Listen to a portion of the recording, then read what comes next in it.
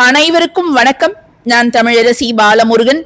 இந்த பதிவு இப்ப உங்க கண்கள்ல பட்டு நீங்க பார்த்துட்டு இருக்கிறீங்க அப்படின்னா, காஞ்சி காமாட்சி அம்மனுடைய அனுகிரகம் உங்களுக்கு மிக விரைவில் பரிபூர்ணமாக கிடைக்க போகிறது அப்படின்னு தாங்க அர்த்தம்.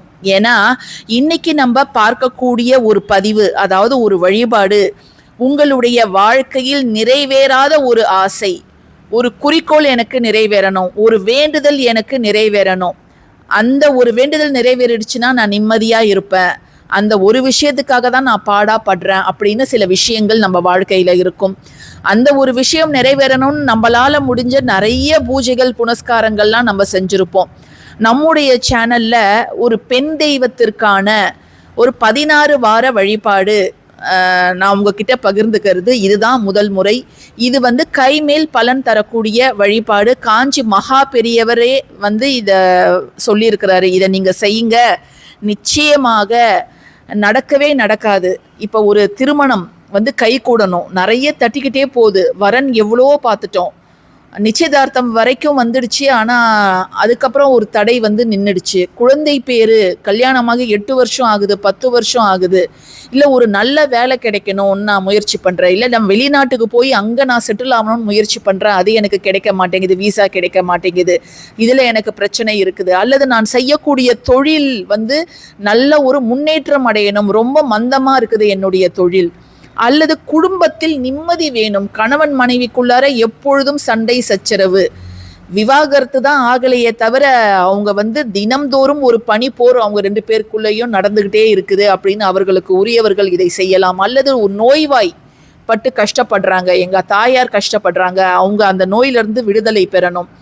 இல்லை ஒரு தீராத வழக்கு, பல ஆண்டுகளாக அந்த வழக்கு இழுத்துக்கிட்டே இருக்குது, ஒரு முடிவு வர மாட்டேங்குது, நிறைய பணம் அதற்காக செலவு பண்ணிட்டோம், ஒரு சொத்து என் கைக்கு வரணும், அது ஏமாத்தி என்னுடைய உறவுக்காரங்களே அதை எடுத்துக்கிட்டாங்க, அந்த சொத்துல இருக்கக்கூடிய வில்லங்கள்லாம் தீர்ந்து அது என் கையில வரணும் அப்படின்னு எவ்வளோ பிரச்சனைகள் இருக்கலாம். அந்த ஒரு பிரச்சனை, ஏதாவது ஒரு குறிப்பிட்ட பிரச்சனையை நீங்க கையில எடுத்துக்கிட்டு காஞ்சி காமாட்சியை நினைத்து நீங்க இந்த வழிபாட்டை வெள்ளிக்கிழமையிலிருந்து ஆரம்பிக்கலாம்.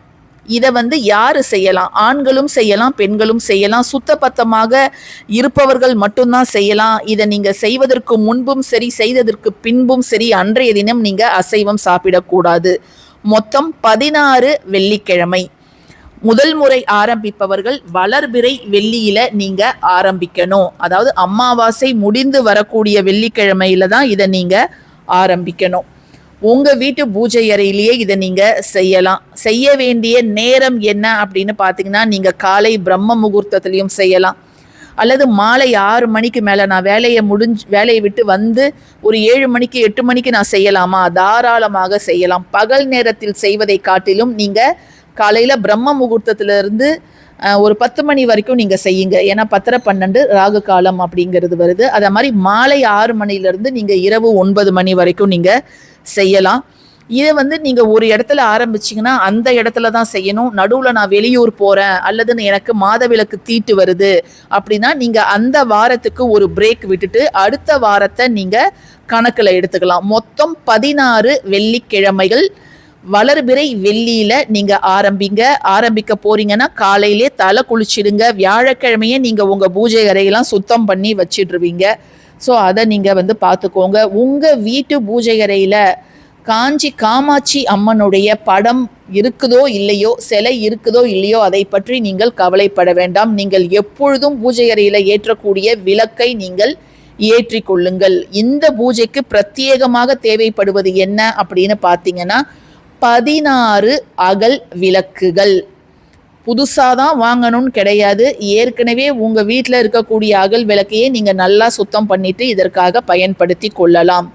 அதுக்கப்புறம் நல்லெண்ணெயோ நெய்யோ, அதுக்கப்புறம் திரிநூல், வெள்ளை கலரில் பஞ்சு திரிநூலோ நூல் திரிநூலோ ஏதோ ஒன்று நீங்கள் எடுத்துக்கலாம். அதுக்கப்புறம் நீங்கள் ரெடி பண்ண வேண்டியது என்ன அப்படின்னு பார்த்தீங்கன்னா, உதிரி பூக்களோ அல்லது அட்சதையோ, அப்புறம் நெய்வேத்தியத்திற்கு நீங்கள் காஞ்ச திராட்சையோ கற்கண்டோ பேரிச்சையோ நீங்கள் வச்சுக்கலாம். அதுக்கப்புறம் ஊதுபத்தி, சாம்பிராணி, தூபம் இதெல்லாம் நீங்கள் எடுத்துக்கோங்க.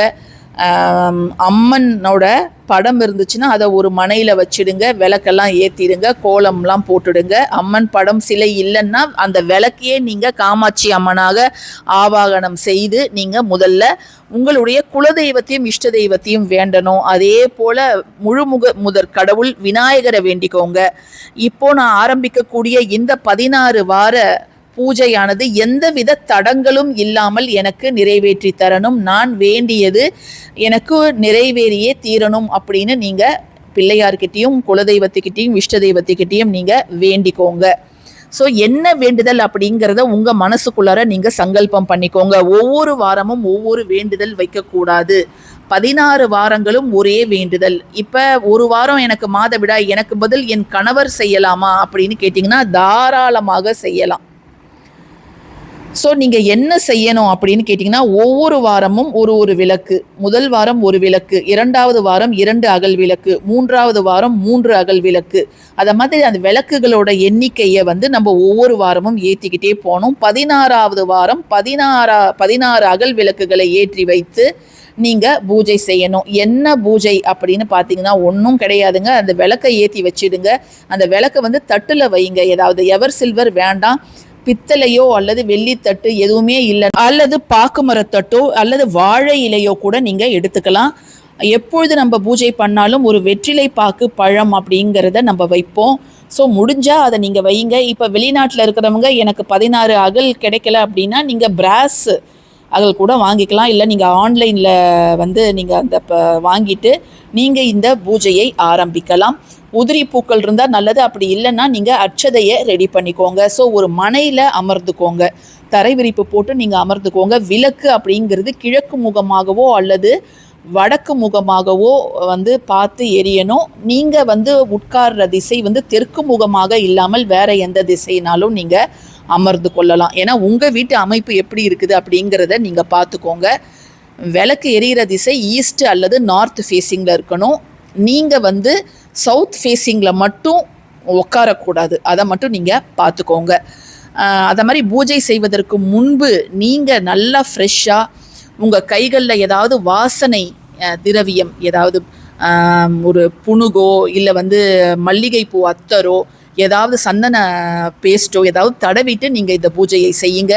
நீங்கள் கை நிறைய வளையல் நெத்தியில் போட்டு பூக்கள்லாம் வச்சுட்டு நீங்கள் இதை செஞ்சீங்கன்னா நல்ல ஒரு பலன் அப்படிங்கிறது கிடைக்கும். இப்போ நீங்கள் எல்லாத்தையும் வேண்டிக்கிட்டு அந்த ஒரு விளக்க சங்கல்பமெல்லாம் செஞ்சுக்கிட்டு அந்த முதல் ஒரு அகல் விளக்கை நீங்கள் ஏற்றுங்க. அகல் விளக்குக்கு மஞ்சள் குங்குமம்லாம் வச்சிடுங்க. ஒரு விளக்கை ஏற்றிட்டு நீங்கள் உதிரி பூக்களாலேயோ அட்சதையாலேயோ ஓம் காமாட்சியே போற்றி அப்படிங்கிறத நீங்கள் 21 முறை அர்ச்சனை செய்யுங்க. ஓம் காமாட்சியே போற்றி, ஓம் காமாட்சியே போற்றி அப்படிங்கிறத அட்சதையால் நீங்கள் அதற்கு அர்ச்சனை செய்யலாம். அப்படி ஒவ்வொரு முறை செய்யும் பொழுது என்னுடைய வேண்டுதல் அப்படிங்கிறது நிறைவேறணும். என்ன வேண்டுதலாக இருந்தாலும் நியாயமான வேண்டுதல். இப்போ என் பையனுக்கு டாக்டர் சீட்டு கிடைக்கணும், என் பையனுக்கு ஐஐடியில் இந்த காலேஜில் கிடைக்கணும் அப்படின்னு ஒவ்வொருத்தவங்களுக்கும் ஒவ்வொரு நியாயமான வேண்டுதல். அல்லது என் பையன் கார் வாங்கணும், இல்லை ஒரு 2 வீலர் வாங்கணும், சொந்தமாக ஃப்ளாட் வாங்கணும், எதாவது ஒரு வேண்டுதல் நீங்கள் வையுங்க. அதற்கான உழைப்பையும் நீங்கள் போடணும். ஸோ ஒவ்வொரு வாரமும் இதை மாதிரி தான் பண்ணணும். அந்த அட்சதையை நம்ம என்ன செய்யணும் அப்படின்னு கேட்டிங்கன்னா நீங்கள் மறுநாள் பறவைகளுக்கு வச்சிடலாம். உதிரி பூக்களாக இருந்ததுன்னா நீங்கள் அடுத்த நாள் காஞ்சதுக்கப்புறம் கால்படாத இடத்துல எடுத்து போட்டுடலாம். அந்த அகலை கழுவி வச்சுக்கோங்க. அடுத்த வாரம் 2 அகல் இருக்குது இல்லையா, அதில் போன வாரம் ஏற்றின அகலையும் நீங்கள் ஒன்று சேர்த்துக்கலாம். ஸோ ஒவ்வொரு வாரமும் 2, 3, 4 அப்படின்னு சொல்லிட்டு இதா மாதிரியே ஓம் காமாட்சியே போற்றி அப்படிங்கிறத நீங்கள் செய்யணும். ஏதாவது ஒரு பிரசாதம், அதாவது நெய்வேத்தியம் சிம்பிளாக வச்சுக்கோங்க. கடைசி வாரம் 16வது வாரம் கொஞ்சம் ஸ்பெஷலாக 16 விளக்குகள் ஏற்றி சர்க்கரை பொங்கல் நெய்வேத்தியமாக வையுங்க.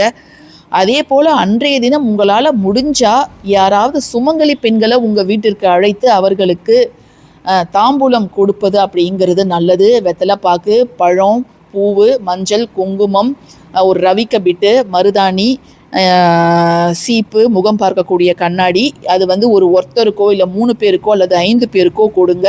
அவங்களுக்கு குடிப்பதற்கு தண்ணீரோ இல்லை ஜூஸோ அதை மாதிரி ஏதாவது சாப்பிட்றதுக்கு நீங்கள் அந்த சர்க்கரை பொங்கலையே அவங்கள அமர வச்சு தரலாம். ஸோ இவ்வளோ தாங்க. இதை நீங்கள் செய்யுங்க. நிச்சயமாக அந்த 16 வாரத்திற்குள்ளாரே வந்து உங்களுக்கு நல்ல ஒரு அறிகுறிகள் தெரியும். யார் மூலமாவது அந்த விஷயம் நடக்க போகுது அப்படிங்கிற ஒரு அறிகுறி, யாராவது ஒரு பெண் ரூபத்தில் வந்து உங்களுக்கு ஏதாவது குறி சொல்கிற மாதிரி சொல்லுவாங்க, அல்ல கனவுல ஏதாவது வந்து அம்பாலே வந்து வேற ஒரு ரூபத்தில் வந்து உங்களுக்கு காட்சி கொடுப்பாங்க. ஏதாவது ஒன்று நடக்கும். நீங்கள் பூஜை பண்ணும்போது பள்ளி வந்து சத்தம் மீட்டுக்கிட்டே இருக்கும், இல்லை அம்பாள் படத்தில் வச்ச பூ வந்து உங்கள் கீழே விழும், அப்படின்னு ஏதாவது ஒரு விஷயம் உங்களுக்கு நல்ல அறிகுறியை காமிக்கும். ஸோ இந்த பதிவு பிடிச்சிருந்ததுன்னா கட்டாயமாக லைக் பண்ணுங்கள், ஷேர் பண்ணுங்கள், நம்ம சேனலுக்கு சப்ஸ்கிரைப் பண்ணுங்கள். யாரெல்லாம் நம்ம சேனல் மெம்பர்ஸாக ஜாயின் பண்ணணும்னு நினைக்கிறீங்களோ நீங்கள் ஜாயின் பண்ணிக்கலாம். தேங்க்யூ ஃபார் வாட்சிங் திஸ் வீடியோ. நன்றி.